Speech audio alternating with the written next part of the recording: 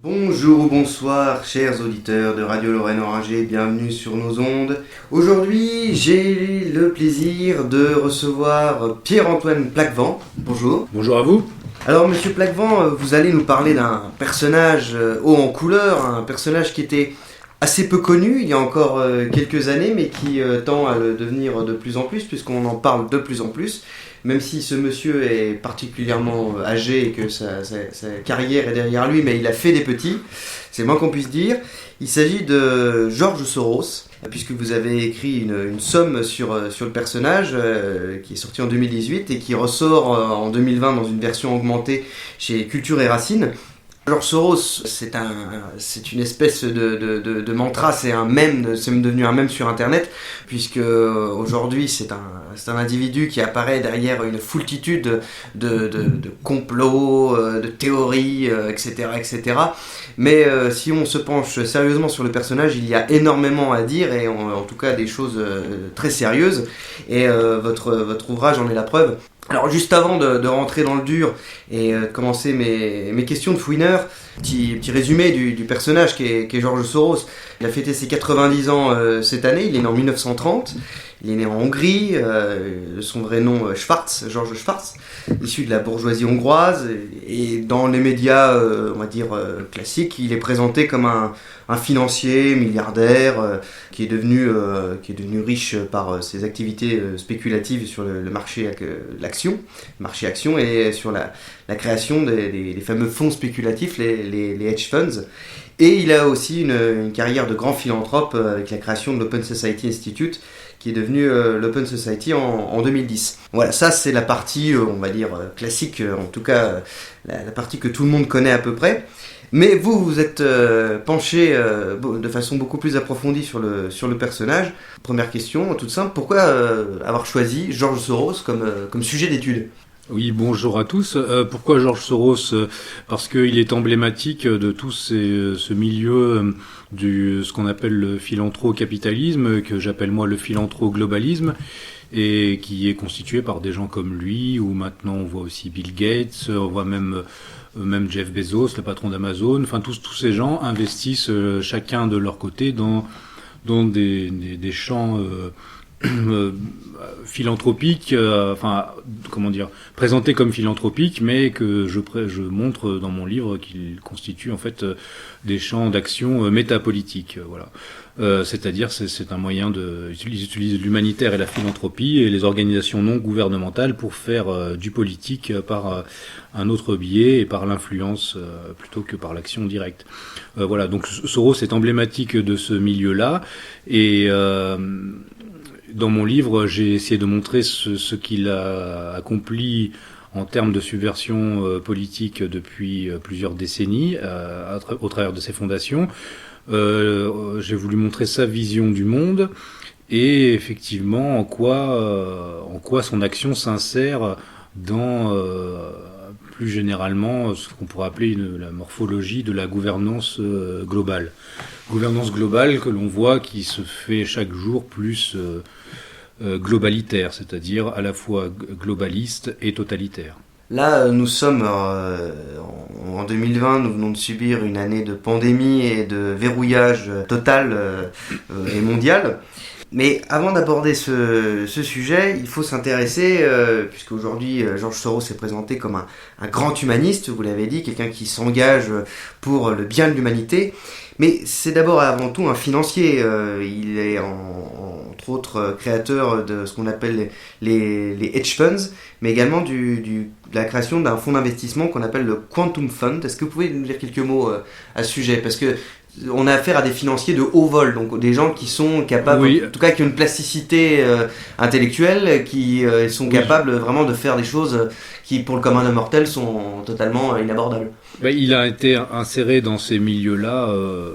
Déjà, comme vous avez précisé en début dans votre introduction, oui, il aime à se présenter comme un self-made man, comme quelqu'un qui a réussi par ses propres moyens, mais dès le départ, il est inséré dans les milieux de l'élite financière anglo-britannique au travers de ses études au sein de la London School of Economics, puis de par son travail au sein de la City, puis ensuite aux États-Unis, dans la sphère financière new-yorkaise. Le Quantum Fund sera fondé à la début des années 70. Il constitue un des plus gros, des plus gros dans son domaine d'activité, un des plus importants. Et dès le départ, on voit que dans le bureau du Quantum Fund, il y avait des gens de la banque Rothschild, des gens qui étaient déjà bien implantés. Donc c'est tout un milieu en fait qui va créer cet outil de manière à être plus performant.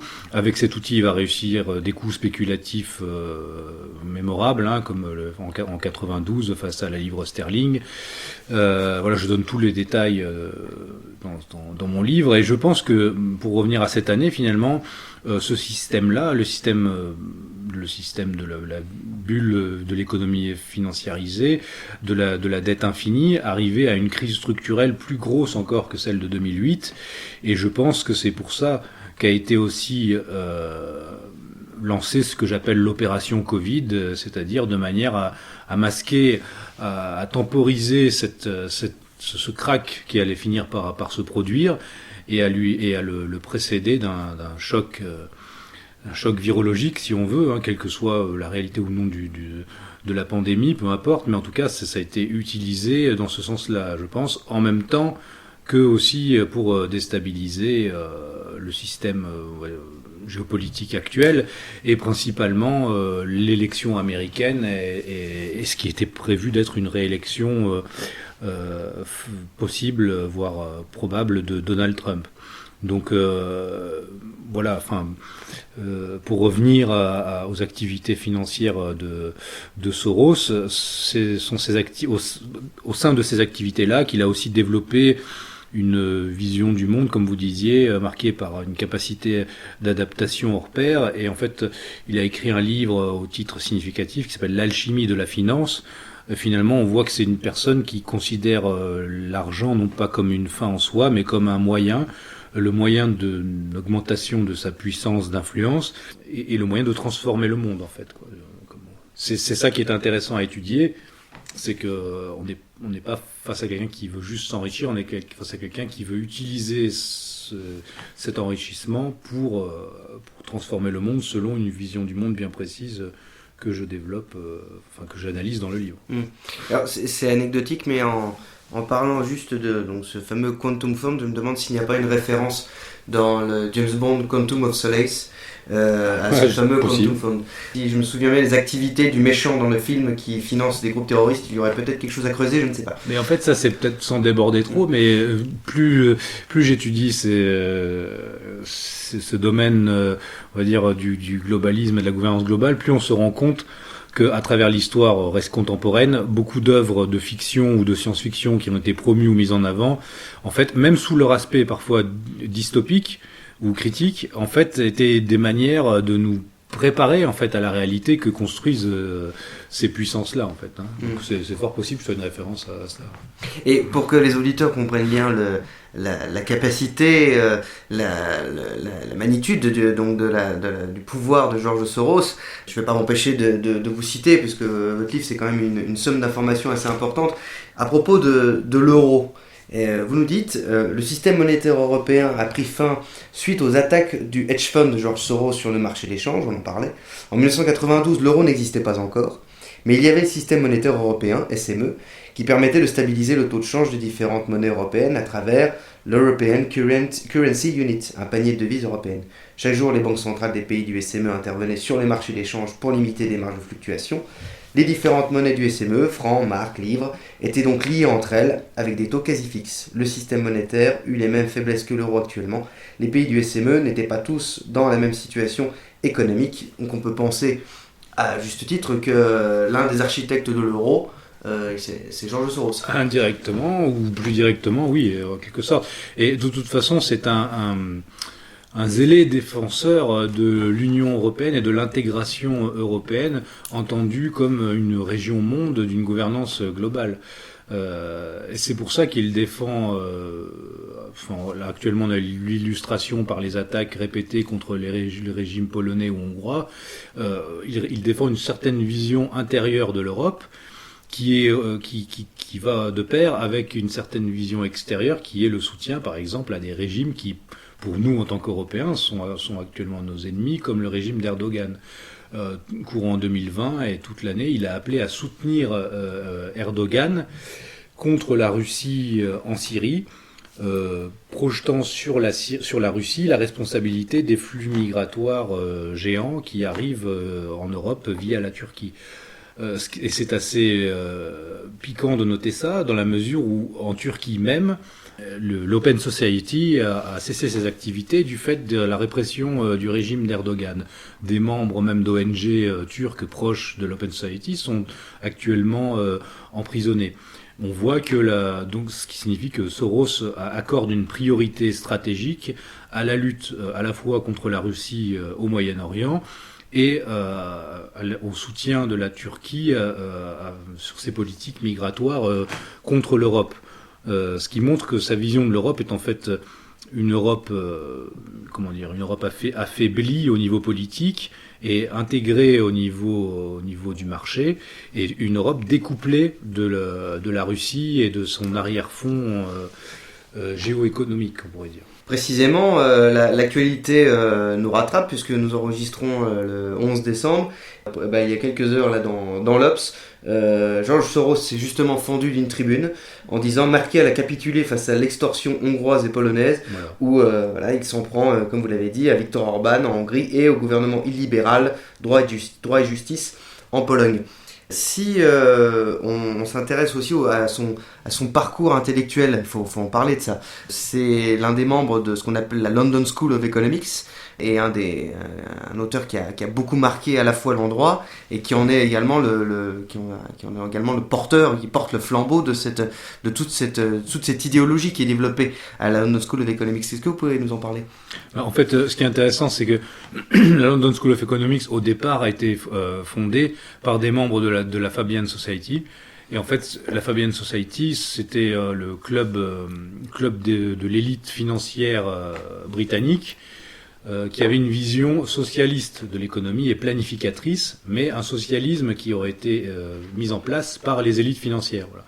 Et ça explique la vision, beaucoup de la vision du monde de Soros, mais ça explique beaucoup de choses dans le siècle passé et même à notre époque, dans le soutien d'une une partie significative de la haute finance, notamment anglo-britannique, au socialisme et en fait à une vision planificatrice de l'économie. C'est pour ça que souvent, ils ont réussi à installer une sorte de dialectique entre la haute finance et le socialisme, mais qui en fait se répondent l'un l'autre avec une même vision, une vision du monde commune qui est l'internationalisme, la fin des États-nations et une forme quasiment de millénarisme politique sécularisé qui attend la réalisation d'une sorte de paradis terrestre. Et ce projet métapolitique est reporté d'époque en époque, puisqu'il est quand même utopique, mais il avance en détruisant les structures traditionnelles des sociétés,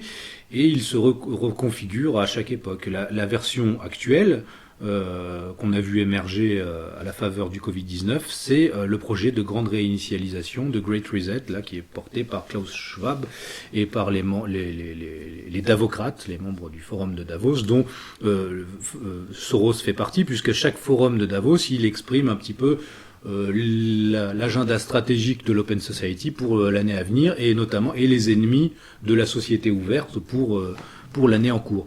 Significatif que cette année, le Forum économique mondial ne se tiendra pas à Davos, dans l'Europe confinée et étouffée et masquée, mais à Singapour. Voilà, comme pour signifier que maintenant, justement, la gouvernance devient vraiment globale et que les Européens et les Occidentaux vont devoir apprendre à partager et à s'égaliser de force avec les autres pôles de la gouvernance mondiale. L'empire du milieu, là, ça prend bien son sens. Parce que la force bascule. La force bascule. Alors, est-ce que ça ne deviendra pas forcément justement un empire du milieu, mais peut-être un des piliers de cette gouvernance globale, faire descendre les États-Unis, faire descendre l'Union européenne aussi, faire monter les puissances émergentes et principalement la Chine. La Chine qui est très présente dans la gouvernance globale depuis longtemps, en fait. C'est-à-dire que sans la baisse globale des tarifs douaniers, par exemple, poussée par l'Organisation mondiale du commerce, la Chine n'aurait jamais pu prendre cet essor-là. Donc, et elle est présente à la tête de beaucoup de commissions des Nations Unies. En termes d'influence au sein de l'OMS, la Chine est très puissante au niveau politique, même si financièrement, elle est bien loin derrière, par exemple, la fondation Bill et Melinda Gates, qui est seconde en matière de financement. Mais on voit là justement un peu les deux pôles, c'est-à-dire la finance mondialiste d'un côté, et puis ces pays émergents sur lesquels on peut s'appuyer. Cela rappelle aussi, dans les années 30, le mondialisme qui s'appuyait sur le communisme pour écraser les nationalismes en Europe. C'est toujours...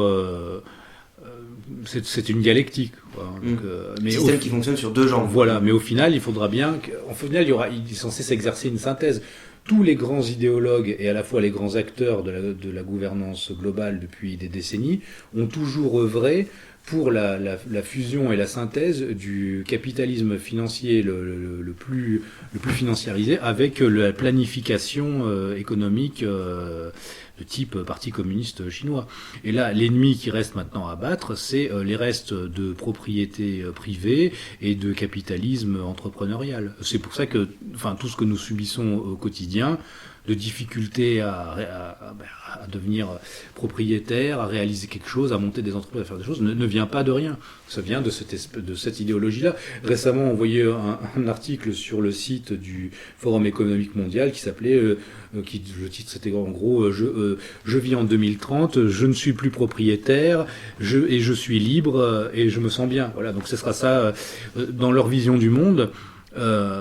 Peut-être même après une prochaine catastrophe, ou en tout cas après une crise structurelle, on rentrera dans une forme justement de paradis terrestre où la population aura été réduite, où les humains vivront enfin sans émettre de carbone, et où finalement on fera beaucoup moins d'enfants, et où la population sera stabilisée, et une élite éclairée gérera cette humanité qui aura été réduite. En tout cas, c'est le projet. Après, je pense que moi, je suis un réaliste politique, donc je pense que l'utopie se fracasse toujours sur le réel, mais le problème, c'est qu'après, il faut gérer les conséquences de l'utopie dans le réel. Et donc, c'est à charge des gens du commun de reconstruire le monde après que ces gens-là les amenés à se fracasser. Voilà.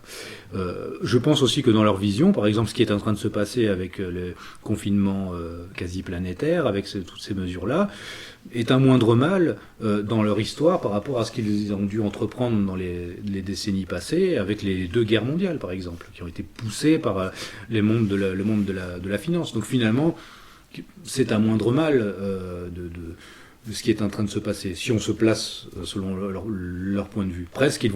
Ils estiment presque qu'ils évitent peut-être des confrontations et des guerres, en fait, donc, pour accoucher de cette chose-là. Et pour qu'on comprenne bien intellectuellement le cheminement, c'est-à-dire que George Soros a des influences intellectuelles, il s'en cache absolument pas, qui permettent à la fois, c'est toute la malice, entre guillemets, de son raisonnement, utiliser des figures intellectuelles qui promeuvent le libéralisme, les droits de l'homme, etc., avec en mélangeant à la fois des économistes comme Friedrich Hayek, dont il est un grand amateur, von Mises, Milton Friedman, et surtout Karl Popper. Karl Popper, avec son livre La société ouverte et ses ennemis, et sa fixette sur ce qu'il appelle la figure de l'autorité, donc, qui est en fait la cible, le point de mire vers lequel les sociétés ouvertes, contre lesquelles les sociétés ouvertes doivent lutter.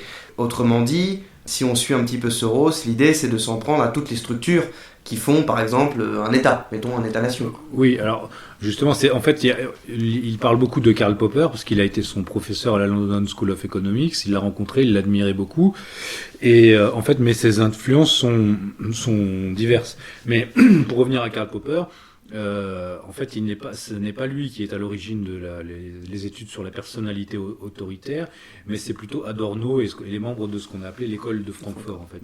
Mais il y a un pont entre Popper et évidemment Adorno et les membres de l'école de Francfort, c'est l'ingénierie sociale et la cybernétique, au travers d'un autre personnage qui s'appelle Gregory Bateson, et que Soros cite à plusieurs reprises comme quelqu'un qui l'a influencé.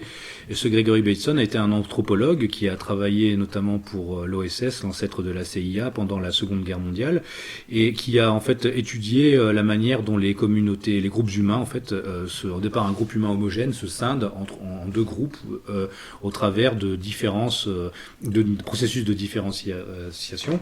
Et il a étudié ça et il appelait ce processus la schismogénèse. Et en fait, on voit que la manière dont procèdent les réseaux Soros, ou enfin cette méthodologie de la société ouverte, c'est de s'appuyer, par exemple, si on regarde en Ukraine, où Soros a appuyé massivement le nationalisme ukrainien pour contrer l'influence russe, en expliquant ouvertement, même dans des émissions télé dont on a encore les extraits qui sont visibles, que même si l'antisémitisme est structurel dans ces régions, peu importe, on est obligé de faire avec pour, en gros, contrer l'influence de l'ennemi majeur ici, qui est la Russie. Ce qui me rappelle aussi la situation en Turquie, au Moyen-Orient, où peu importe si Erdogan réprime l'Open Society en Turquie, là, l'ennemi stratégique, c'est la Russie. Voilà. Et c'est une obsession chez Soros depuis les années 80-90, c'est abattre la Russie et empêcher que la Russie devienne assez puissante pour devenir un partenaire incontournable de l'Union européenne. Mais bref, pour revenir à Karl Popper, donc l'influence de son livre La Société ouverte, il faut relire à notre époque La Société ouverte et ses ennemis de Karl Popper, qui est un de ses livres majeurs, où en fait on voit que le célèbre épistémologue scientifique, qui a une approche très soi-disant rationaliste de son champ d'études, dans La Société ouverte et ses ennemis, nous montre en fait clairement que finalement, pour lui, dans la société occidentale, il y a une veine effectivement autoritaire qui se transmet presque de philosophe en philosophe et qui a amené en fait à son époque, à l'époque où rédige Karl Popper, où Karl Popper rédige ce livre, à l'émergence à la fois du fascisme et du communisme, voilà. Notamment à travers Hegel ou d'autres. Et en fait, dans cette analyse-là, en plus, Karl Popper évacue complètement tout ce qui est, on pourrait dire, le courant réaliste, aristotélicien, thomiste même, qui pourrait être une critique conservatrice à la fois du communisme et à la fois même du national-socialisme. Bon, toutes ces choses-là sont évacuées pour faire un front commun de l'autoritarisme et quasiment d'une espèce de fascisme transhistorique européen qui se reconduit d'âge en âge. Voilà. Et donc, cet ouvrage a marqué Soros, et il a ensuite repris donc la thématique et on pourrait dire le drapeau de la société ouverte en fait, mais en plus il a instrumentalisé d'une certaine manière les écrits de Karl Popper, parce que Karl Popper était quand même très critique de ce qu'il appelait l'historicisme, donc l'historicisme sous ses différentes formes, c'est-à-dire l'idée de faire des sciences humaines une science exacte, ou en tout cas comme à son époque, comme avait tenté de faire Marx ou Hegel ou des gens comme ça, des visions qui se veulent presque autoréalisatrices. Donc il critiquait ça, mais en fait finalement Soros a repris les thèmes de Popper et les a radicalisés et les a transformés finalement lui-même en une sorte d'historicisme de la fin de l'histoire en fait. Et c'est ce qui est un peu le paradoxe, mais qui est peut-être un paradoxe qui n'est que de façade, parce que dans le fond, quand on lit bien Karl Popper, on voit que son projet est quand même aussi d'essence en quelque sorte millénariste sécularisé, puisqu'il s'agit de réaliser une société parfaite, absolument rationnelle. Ça fait penser aussi, là encore, à ce qu'on lit chez Klaus Schwab, pour la grande réinitialisation. Klaus Schwab et son conseiller, qui a écrit avec lui ce livre, qui s'appelle, je crois, Thierry Malray, donc il n'est pas seul. Enfin, c'est tout un milieu de gens qui, en fait, reconduisent chaque fois cette vision du monde où des techniciens, des espèces d'architectes presque de la société arriveraient à réaliser une société parfaite, un peu à l'insu des citoyens. Et le paradoxe, c'est que Popper critiquait cette vision-là qui est présente chez Platon, mais pour finalement, des gens comme Soros reconduisent ça en fait, reconduisent l'idée d'un espèce d'ingénieur social architecte qui va construire une réalité sociale parfaite.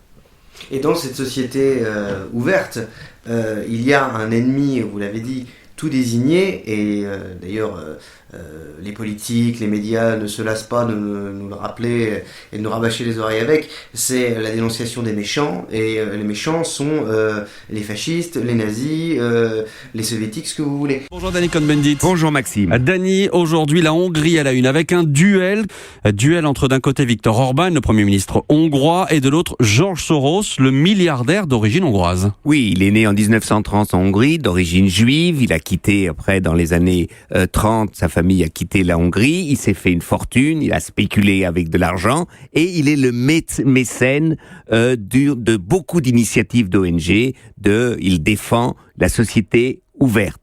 Viktor Orban défend la société illibérale. Et maintenant, il y a une campagne d'affiches avec lettres à tous les citoyens et citoyennes hongroises de dire, eh bien, que pensez-vous de Soros ? Il veut inonder l'Europe et la Hongrie de millions de musulmans, de millions d'émigrés, et vous pouvez dire c'est une ordure, etc.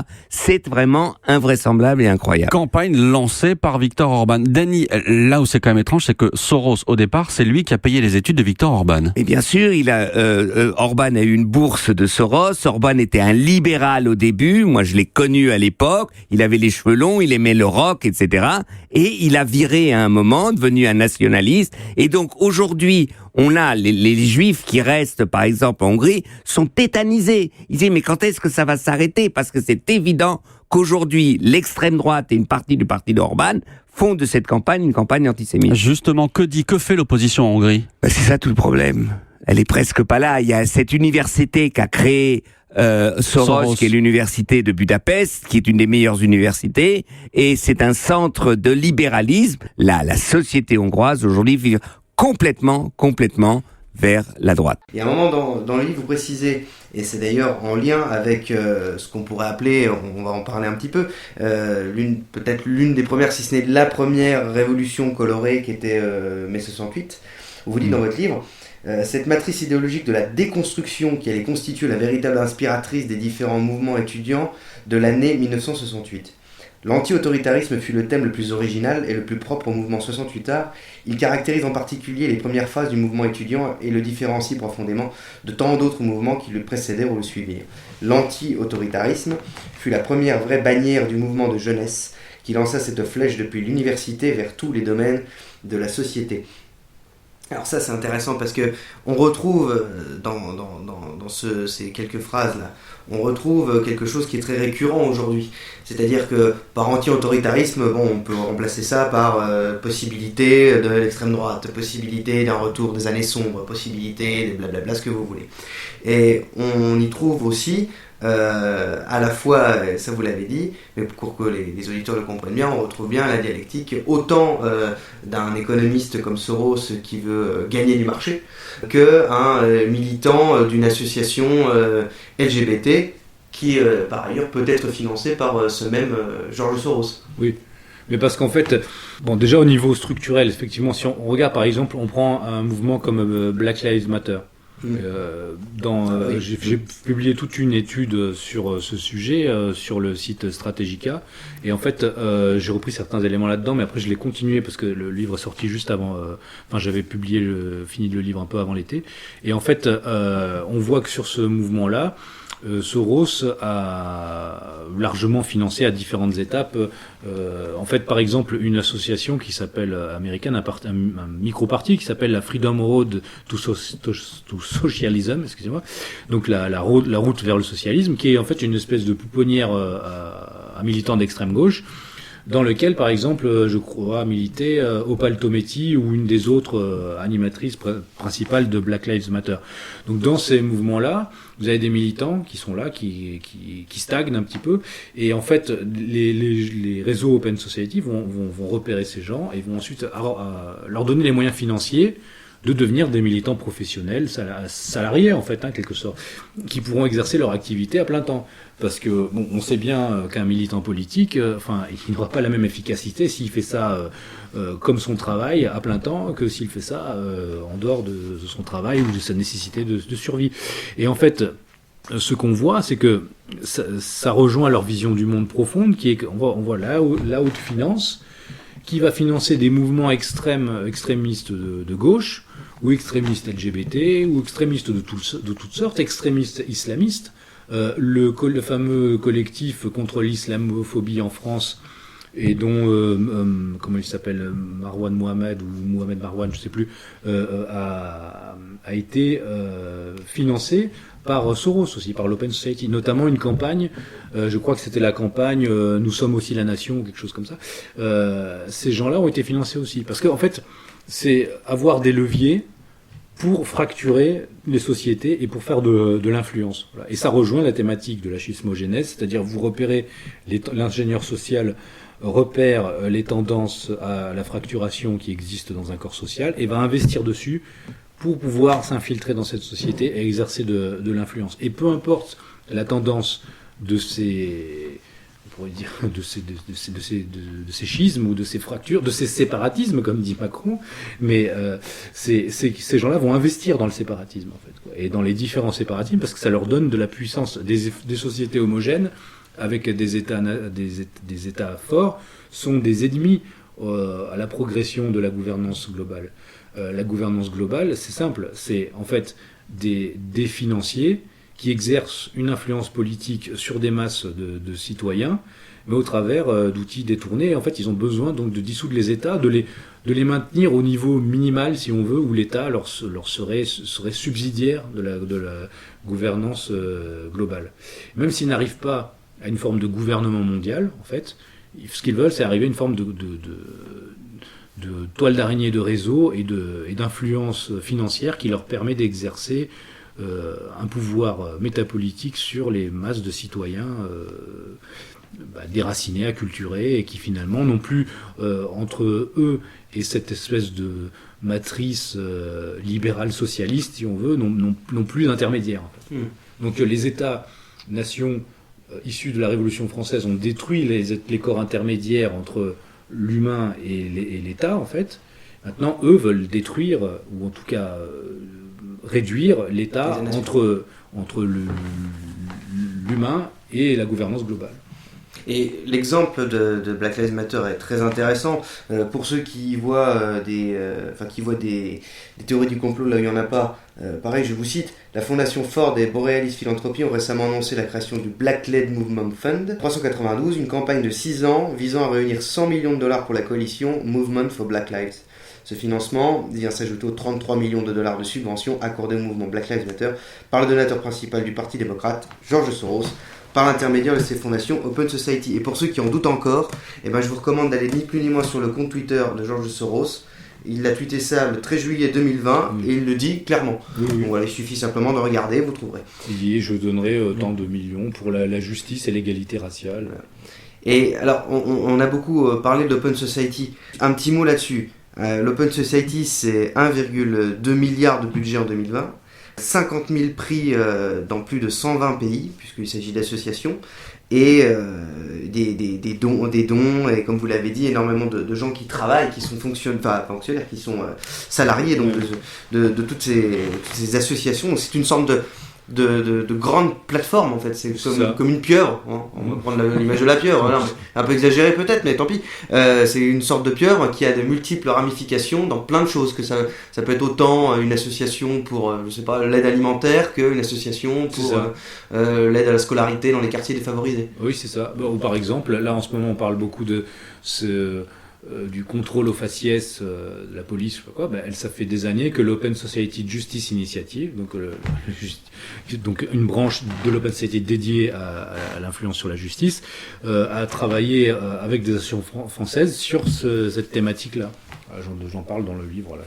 Ah oui, ça pareil, bon, je n'ai pas cité tout le livre, on est d'accord, mais ça, pour les éventuels étudiants de droit, ça faut quand même en parler. La justice, c'est un autre champ où les réseaux de la société ouverte investissent de l'argent et du personnel. En France, au travers de l'Open Society Justice Initiative, les réseaux Soros fournissent ainsi un appui financier à de nombreuses initiatives, par exemple le financement d'études sur le contrôle des polices aux faciès, mais aussi, en liaison avec Human Rights Watch et le syndicat de la magistrature, a apporté une aide juridique et financière à partir de 2012 du cabinet Bocquier-Bellois, Gauvin et Slim Benachour, avocats de 13 plaignants arabes ou africains contre ce qu'ils jugeaient être des contrôles aux faciès. La cour d'appel a donné raison à 5 d'entre eux en juin 2015.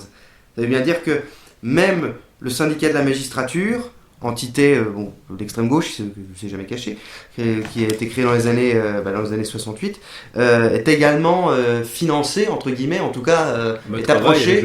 Tout à fait. Mais ce qui est logique, parce qu'en fait, on pourrait dire le trotskisme qui menait mai 68 était déjà dans cette idéologie-là, en fait. Et aux États-Unis, des militants actifs du mai 68 américain, comme Harry Nayer, sont ensuite devenus des militants des associations non gouvernementales et de la philanthropie financière. Et Harry Nayer a été ensuite, donc, alors qu'il était dans les années 60 membre du Student, j'ai un peu oublié le nom là, le mouvement étudiant radical d'extrême gauche américain, un des meneurs, il est devenu le président à la fois du Human Rights Watch et de l'Open Society Foundation.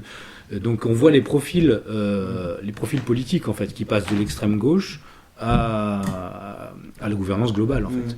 C'est Col Mao, Col Rotary. Voilà, c'est ça, exactement. Et en fait, il est logique que ces gens-là ensuite, une fois au poste où ils sont, continuent de vouloir influencer et vouloir reproduire un petit peu ce modèle-là, parce que le fond de l'idéologie est en fait le même. C'est l'internationalisme et c'est la fin des nations. Mais c'est en y arrivant par un biais différent. Finalement, on pourrait dire l'extrême gauche, c'est la version jeune et radicale de la même idéologie. Attali ne s'est pas caché de ça en disant que finalement le capitalisme financier allait peut-être réaliser plus sûrement et sérieusement les promesses du marxisme. Donc beaucoup passé Jacques Attali pour le George Soros français.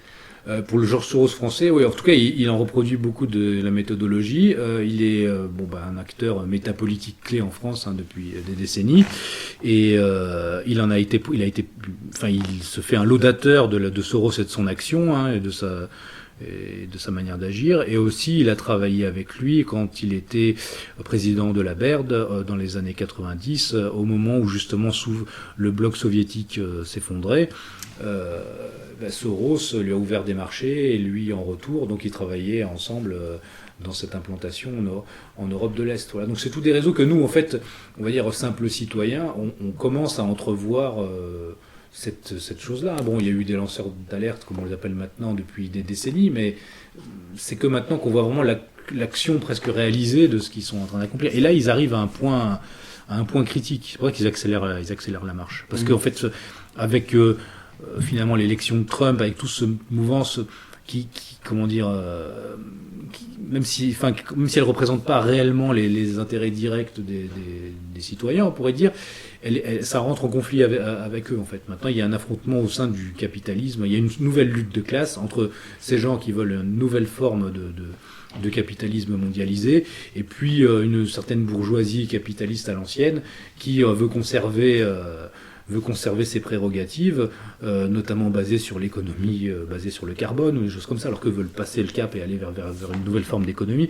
Et en fait, cette bourgeoisie-là rencontre finalement, on pourrait dire qu'elle manipule un peu aussi, mais elle rencontre l'intérêt des classes moyennes ou des classes inférieures paupérisées, et qui finalement se rendent compte de ce problème. Donc on a une nouvelle lutte des classes, un nouvel affrontement est là finalement. Mais là, avec ce qui s'est passé cette année, on a reçu quand même un coup assez sévère à cette intégration finalement. En fait, qui commençait à se faire au niveau international entre les différents populismes, comme on les appelle, mais qui sont surtout... voilà, donc on a eu un coup d'arrêt de ça, on ne sait pas où ça va aller, mais en tout cas ils accélèrent la marche parce que, à mon avis, le terrain ne leur est pas forcément favorable en Occident, et donc il faut qu'ils accélèrent et qu'ils nous asphyxient économiquement et par tous les moyens. Il leur faut détruire l'économie réelle pour qu'ensuite on soit complètement dépendant de leur matrice, vraiment. Un dernier point sur les États-Unis, on passera à l'Europe après. Trump a perdu l'élection, Biden-Harris c'est le couple gagnant. Est-ce qu'on peut dire que George Soros est un soutien actif de monsieur Biden et des démocrates, surtout oui, de Kamala Harris d'ailleurs?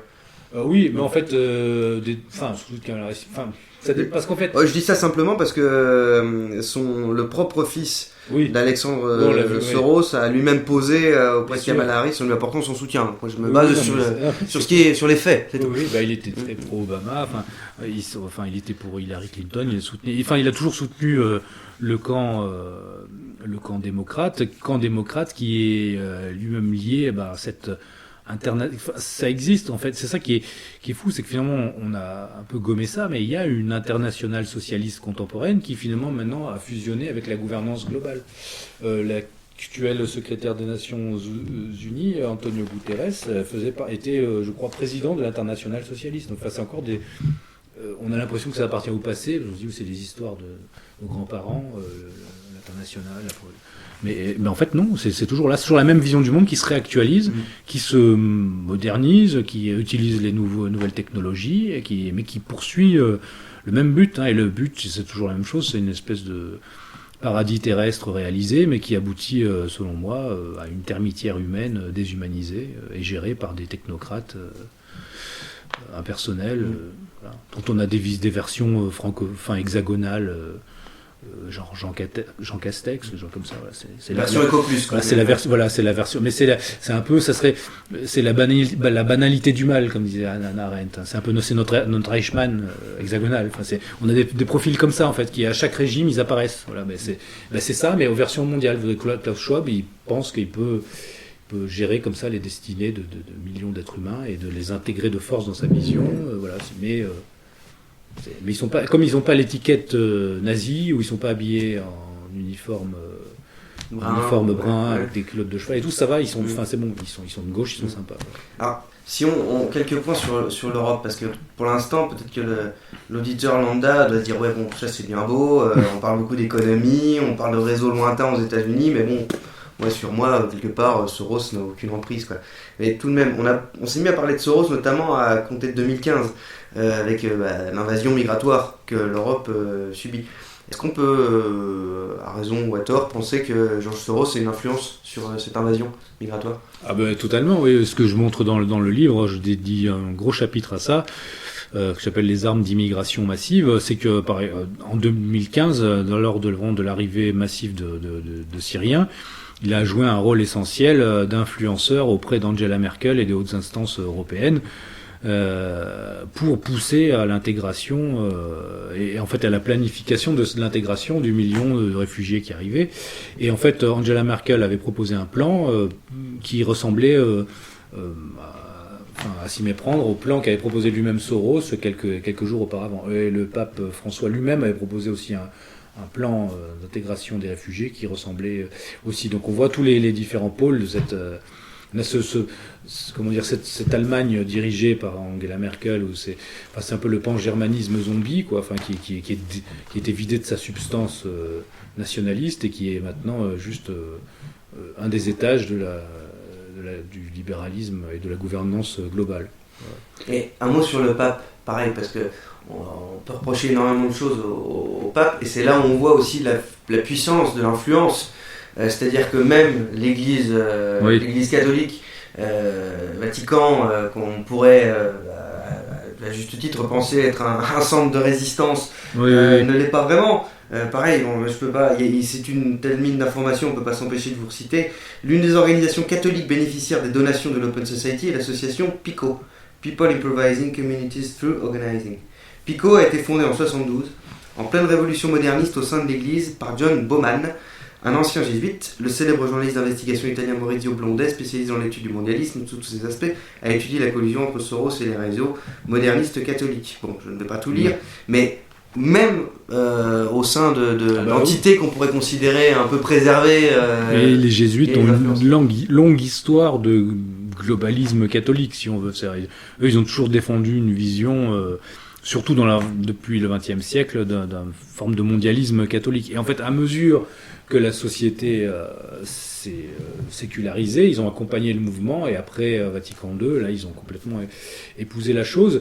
Et en fait, Bergoglio, comme moi j'arrive pas à appeler pape François, pour moi le pape c'est toujours Benoît XVI, puisqu'on a 2 papes, donc on peut choisir une version, le conservateur qui est acculé dans son coin. Donc Bergoglio, lui, a toujours défendu, enfin en tout cas récemment, alors certains disent aussi que il aurait soutenu à l'époque la dictature argentine et tout, donc peut-être qu'il a des choses à se reprocher, que maintenant il barre à gauche. Voilà, il barre à gauche complètement pour cacher un petit peu ces choses-là. Ça serait à étudier, mais en tout cas, dans sa version actuelle, Bergoglio défend complètement. Enfin, il a un discours qui est celui de la gouvernance globale. Enfin, toutes même les terminologies qu'il emploie, c'est vraiment des terminologies de ce type-là. D'ailleurs, Antonio Guterres, le secrétaire des Nations Unies, se targue d'être vraiment son ami, il le félicite constamment et tout. Mais en fait, je pense que le projet de cette gauche catholique, si on veut, c'est de faire de l'Église une espèce de pôle un peu catholique au sein de la gouvernance globale. Et en fait, de lâcher complètement sur la plupart des thématiques, sauf sur certaines thématiques comme l'avortement, par exemple. Voilà, sur l'avortement, il ne cède pas. Mais c'est un paramètre sur plusieurs marqueurs de la gouvernance globale. Mais je pense que j'ai du mal à croire que ces gens soient naïfs et qu'ils ne comprennent pas qu'à terme, c'est impossible. C'est-à-dire, ils vont se faire digérés par la gouvernance globale. Donc je pense que là, l'Église est en crise grave. On voit justement les sorties de Monseigneur Vigano, de gens comme ça. Et ça va s'augmenter, ça. Et je sais pas jusqu'où ça peut aller. Mais c'est en tout cas un très mauvais signe. Et effectivement, ce que je détaille dans le livre, certaines ONG catholiques qui sont proches de l'Open Society. Mais en fait, il y a un combat interne. Il y a des conservateurs et il y a des progressistes, des mondialistes en fait. Voilà. Et puis depuis Vatican II, de toute façon, l'Église a été frappée au cœur avec la modification de la liturgie, de la théologie autour des sacrements. Bon, à partir de là, c'est déjà, le navire est déjà blessé, quoi. Mais, si on est chrétien, on sait que jusqu'au bout, l'Église ne sombrera pas. Donc ça veut dire que si on l'interprète de manière religieuse, là, par contre, ce qui se passe est quand même assez étonnant. C'est presque un signe des temps, un peu quand même. De la venue de quelque chose de vraiment autre. Bon, là, on rentre dans autre chose, mais je parle dans mon livre d'une autre thématique. On va y venir. Voilà. Bon, justement, parce que là, on monte des niveaux.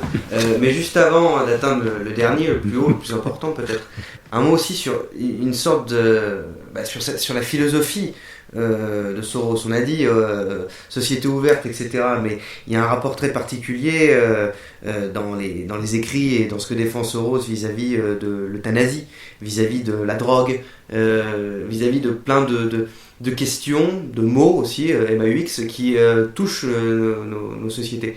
Et on atteint véritablement, c'est pour ça que quelqu'un comme Soros est le parangon et devrait être l'exemple pour tous les gens qui se disent libéraux, parce que lui, il est dans le libéralisme total. Je dis pas les libertés, parce que j'ai encore un peu de respect pour le mot liberté, mais le libéralisme total, quoi. Mais en fait, il est... c'est ça, en fait, ça serait l'inverse d'une vision un peu conservatrice. Il est pour le libéralisme social, mais finalement pas tant que ça économique. C'est-à-dire, il est pour le libéralisme économique pour lui, pour les grands prédateurs financiers, mais pour la société, il veut encadrer finalement l'économie, comme tous ses confrères, on pourrait dire, de la gouvernance globale. C'est-à-dire, ils veulent une nouvelle forme de socialisme qui encadre l'économie au nom de l'écologie, du réchauffement climatique, de la menace que fait peser sur l'écosystème global l'économie, les productions énergétiques au carbone, toutes ces choses-là. Donc ils veulent en fait vraiment encadrer la société, les sociétés humaines, Mais eux seraient au-dessus comme des sortes d'ingénieurs sociaux qui ont la vision juste des choses. De toute façon, il y a toujours un marqueur, c'est on voit toutes les problématiques sont toujours posées de manière globale. En l'écologie, qui est une vraie problématique, c'est toujours posé de manière globale. C'est le réchauffement climatique, c'est toujours... Il faut pousser les choses de manière à ce qu'elles ne puissent avoir un règlement qui ne peut être qu'universel et qui passe par une gouvernance globale. Tout ce qui est localisme, tout ce qui est localisme, d'agir à côté de chez soi, c'est pas possible. En fait, c'est possible si ça se fait au travers d'une idéologie universaliste et de même de moyens qui ne sont pas des moyens juste locaux. Voilà. C'est d'où le soutien. On voit par exemple le nationalisme catalan, on pourrait dire c'est un nationalisme, un régionalisme, c'est intéressant. Oui, mais justement, des gens comme Soros vont investir là-dedans pour faire éclater l'entité historique qui s'appelle Espagne. Voilà. Et pour créer pour utiliser ce levier-là à un moment donné, mais qui correspond assez bien finalement l'idéologie, on pourrait dire une certaine idéologie écologiste planétaire ou planétarienne, comme dirait ce pauvre écrivain français emprisonné en ce moment. S'appuyer là-dessus, c'est le moyen de faire éclater des ensembles historiques. En fait, ce qui est issu de l'histoire, c'est ce qui est issu du réel, en fait, et de l'expérience des hommes. Bon, vous avez une nation comme l'Espagne, c'est des siècles d'histoire. La France, c'est la plus ancienne nation de l'Occident. En fait, on voit que ce sont les nations vraiment historiques, la Russie, enfin, qui ont su au travers des générations et sur un espace donné, construire quelque chose, voilà. Et c'est ça leur adversaire principal. Donc ils vont favoriser tous les narcissismes communautaires contemporains, depuis le LGBT jusqu'au justement au racialisme afro-américain ou afro-hexagonal en France. Voilà. Enfin, ils vont favoriser toutes les tendances à la partition, dans la mesure où ça leur permettra d'être au-dessus, ce qui est assez logique en fait. C'est diviser pour régner. Voilà. Mais il y a une vraie idéologie commune à tous ces gens-là, qui est cette idéologie, voilà, comme je disais, donc de globaliser chaque problème. Vous avez par exemple un problème démographique, on va en faire, il y a un problème de population mondiale. Voilà, chaque fois c'est pas, il n'y a pas un problème, par exemple, est-ce que nous on a le même problème de croissance démographique que le Nigeria? Je ne pense pas. Enfin, donc voilà, mais ces gens-là vont dire c'est la même chose pour tout le monde, donc on va balancer, il faut que tout le monde réduise. En fait, ils ont réussi leur projet en Occident. Maintenant, il faut exporter l'Occident partout. L'Occident, pour eux, c'était que ils ont subverti l'Occident, en fait. Ils ont changé le code source de l'Occident, qui était une forme de catholicisme ou de christianisme traditionnel, et le christianisme et la loi naturelle. Bon, ils ont subverti ça. Maintenant, ils utilisent ça contre les autres. Mais le problème, pour nous occidentaux, c'est que ça va peut-être pas marcher. C'est-à-dire que en plus, on va avoir un effondrement interne et en plus une submersion externe. Donc on est face à quelque chose qui est d'ordre assez historique. Et la magie du marché transformant les hommes en marchandises, les abrutir justement est une bonne solution. Voilà, je vous cite une dernière fois, puisque George Soros ne s'en cache même pas. Lorsque j'ai décidé d'étendre les activités de l'Open Society Foundation aux États-Unis, j'ai choisi la politique en matière d'usage des drogues comme premier champ d'engagement. C'est vraiment ok, pourquoi pas. J'avais le sentiment que les politiques américaines sur cette question constituaient le plus grand risque de violation des principes d'une société ouverte. Voilà.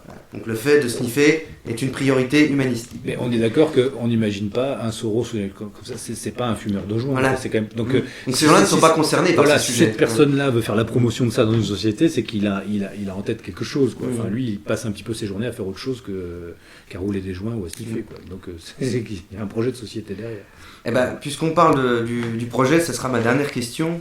Est-ce là on atteint le dernier niveau là, peut-être le plus important, comme je l'ai dit. On peut penser que Soros a une vision millénariste du monde, autrement dit, qui veut faire tomber les dernières barrières qui tiennent encore certaines sociétés dans le dur, les traditions, on peut mettre ce qu'on veut là-dessus, mais en tout cas, faire dézinguer une bonne fois pour toutes les structures qui permettent justement de lutter contre le marché, contre le capital, on pourra appeler ça comme ça, et dans une logique millénariste, mais qui également a rapproché de son de son judaïsme, puisque même si c'est assez complexe, puisque lui-même est à la fois encensé pour certaines choses par rapport à son judaïsme, et en même temps critiqué, il a été critiqué par exemple aussi par Israël, puisqu'il n'est pas en accord parfait avec le projet et la construction de l'État israélien.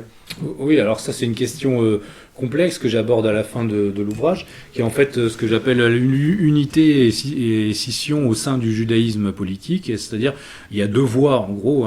Il y a, en fait, moi je crois à ce principe qu'avait énoncé Carl Schmitt en parlant de théopolitique, c'est-à-dire que les idées politiques sont régulièrement des idées religieuses qui ont été sécularisées en fait.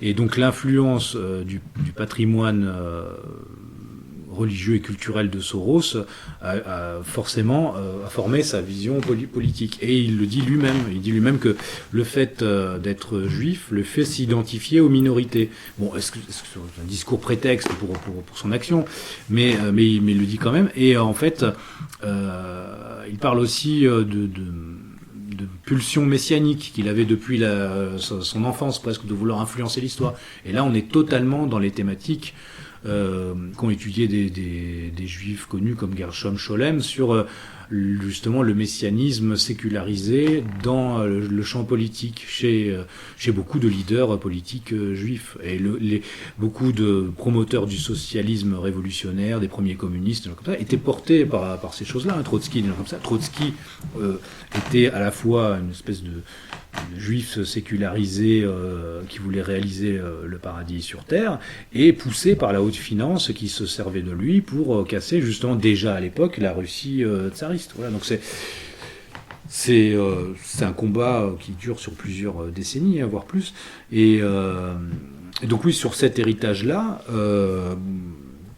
sur l'aspect en fait d'opposition, en fait à la fois le judaïsme est pour lui une source d'identification en fait à une forme d'universalisme abstrait et aux minorités, et à la fois il rejette en fait le tribalisme juif, ce qu'il appelle le tribalisme juif, c'est-à-dire en fait le nationalisme ethnique juif. Et donc il y a un peu une opposition entre la vision de gens comme lui. Même un Attali avait tenu des propos en ce sens dans une interview, je crois, chez Haaretz, ou je ne sais plus quel média israélien, où il avait dit « Arrêtez avec cette histoire de presque, je ne sais plus le terme qu'il employait, mais de pureté raciale juive ou quelque chose comme ça, parce qu'on a besoin de 300 millions de juifs dans le monde, en fait. On a besoin de conversion, enfin, de gens qui... Parce qu'en fait, tout dépend si les sionistes, les ethno-nationalistes sionistes, dont Netanyahou est héritier, en fait, le courant révisionniste issu de Jabotinsky, du Bétard, de ces gens-là, sont plus centrés sur Israël en tant qu'État-nation, que territoire, et voire empire régional, le Eretz Israël, avec qui se fait la guerre à ses voisins. Et les autres le voient plus comme un marchepied vers directement les promesses bibliques en fait, justement, de gouvernance globale et d'unification du monde et d'une paix universelle et éternelle. Donc, des gens comme Soros ou Attali sont finalement Israël, c'est pas leur priorité. C'est utile, mais c'est pas la fin. Donc en fait, et je soupçonne même, enfin les propos de Soros sont souvent dans ce sens-là, que presque justement ce tribalisme juif, pour eux, ça serait presque la dernière ligne de front de la gentilité ou de la goïtude, en fait, presque. C'est-à-dire, c'est encore des gens, finalement, les nationalistes juifs sont encore des gens qui sont dans l'ethnotribalisme. Donc c'est pas encore des élus, en fait, vraiment. Pas encore assez ouverts. Voilà, ils sont pas encore assez ouverts, mais en fait, eux sont au-dessus de ça, ils sont dans une espèce de c'est aussi les influences d'un autre courant qui est tout ce courant anglo-britannique de la franc-maçonnerie de haut niveau, donc dont Soros, il n'en parle jamais, mais s'il n'en fait pas partie, il a dû baigner là-dedans ou connaître ces gens-là, puisque tous ces gens de la société fabienne, ces gens-là sont liés à ces milieux-là et partagent la même vision du monde qui est en fait une espèce de gnose, là encore sécularisée, où ils incarnent eux-mêmes presque la divinité dans le monde, en fait. Quand on a certains propos même de gens de l'élite anglo-britannique vont dans ce sens. Donc je pense que c'est la conjonction de ces différents courants, mais qui a fait aussi au passage de l'histoire, au fil des générations, devient de plus en plus matérialiste et les élites elles-mêmes dégénèrent, en fait. je pense. C'est-à-dire, après Soros, il y a son fils, d'autres gens qui vont reprendre la chose, mais ils seront pas à ce niveau-là. C'est comme si on regarde la famille Bush, on voit les élites, on voit la famille, ça qui évolue. Il y a une involution des élites à laquelle répond l'involution de la société, je pense. Et c'est pareil que les familles royales britanniques. Il suffit de regarder entre le prince Philippe et puis les actuels descendants. On a des gens, ils peuvent avoir la même idéologie commune, mais ils sont plus au même niveau. Donc c'est toute la société qui descend, et elle descend, je pense, de la responsabilité de ces élites-là, puisque ces élites-là ont choisi une idéologie délétère et destructrice, donc on va être tiré vers le bas, on va tous être tirés vers le bas. En fait, il y a une lueur d'espoir. C'est parce que je parle dans le livre, je parle de cette notion du catéchone. C'est justement, j'emploie cette notion parce qu'en fait, à force d'étudier ces domaines-là, je me suis dit en fait quel est le rôle de ces gens-là. Ils sont basés sur une mystique de la fin de l'État en fait. Les théologiens, les pères de l'Église, c'est une notion qu'a repris Carl Schmitt. On avait expliqué que finalement, utiliser ce terme de catéchone en reprenant saint Paul, qui parlait qu'avant que vienne la venue de l'Antéchrist, de la fin de l'histoire finalement, il fallait que celui qui freine cette venue-là, donc en grec to katechon, qui empêche, qui freine, soit levé en fait, quoi. Et il explique ça dans l'épître aux Thessaloniciens, je crois. Il leur dit voilà, ne vous hâtez pas de penser que c'est le retour du Christ, tant que celui qui empêche n'a pas été enlevé. On ne sera pas encore dans les temps de l'Antéchrist en fait. Ouais. Et en fait, traditionnellement, les théologiens de l'Église se sont demandé qu'est-ce que c'est de quoi ils parlent en fait, quel est ce catéchone, et ils en sont arrivés à l'idée qu'ils parlent de l'Empire romain en fait. Après, traditionnellement dans l'Église ou dans l'histoire occidentale, cette notion ça recouvrait un peu la notion d'État. Pour Carl Schmitt, c'est vraiment ça revêtit la notion de l'État et du politique. Donc en fait, quand sera levé ce catéchone et quand sera dissous complètement l'État qui incarne le politique, à ce moment-là, ce sera la venue d'une forme de désordre mondial, planétaire, qui permettra la venue d'un faux ordre et en fait, l'antéchrist, ce serait quelqu'un qui viendrait couronner le désordre en fait et tenter d'en faire un ordre inversé en fait. On a l'impression progressivement on va vers quelque chose comme ça.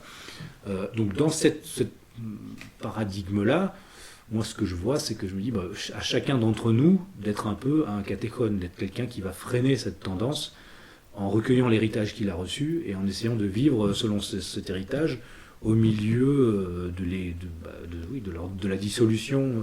Et si on est chrétien, on sait qu'on ne sera pas abandonné. Et ça, à mon avis, je pense que c'est ça l'Église des derniers temps qui ne sombrera pas, face auquel les portes de l'enfer ne prévaudront pas, comme dit l'Écriture. Eh bien, c'est l'Église des derniers chrétiens, de ceux qui seront toujours debout. Même si l'autorité, elle, dévie, il restera toujours des chrétiens dans le monde pour une note d'espoir.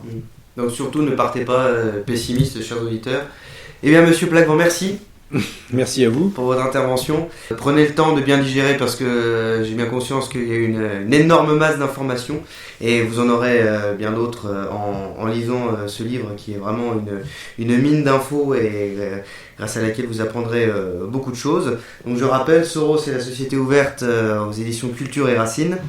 Comme d'habitude, chers auditeurs, je vous enjoins à partager cette vidéo, c'est très important, mais c'est aussi un commentaire, ça l'est tout autant. Mettez un petit pouce bleu, envoyez à vos amis, à vos ennemis, à vos amis ennemis complotistes et anti-complotistes. Et comme d'habitude, la vie commence toujours demain, haut les cœurs, et à la prochaine.